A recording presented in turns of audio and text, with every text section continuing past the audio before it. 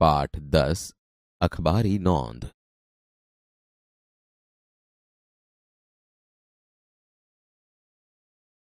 બાળદોસ્તો, તમે છાપું તો વાંચતા હશો ને? છાપું એટલે અખબાર. અખબારની વિશિષ્ટ વાતોનું વર્ણન કરતો આ પાઠ છે અખબારી નોંધ, જેના લેખક છે શ્રી ડોક્ટર ચંદ્રકાંત મહેતા.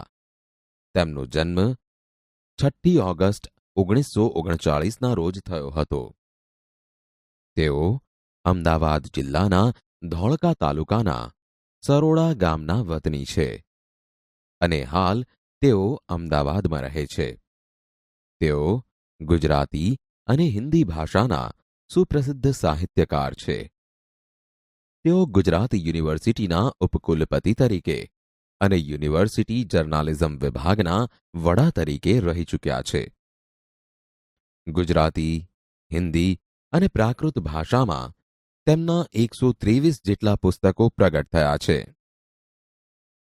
વર્ષોથી તેઓ દૈનિક પત્રોમાં કટાર લેખન કરે છે.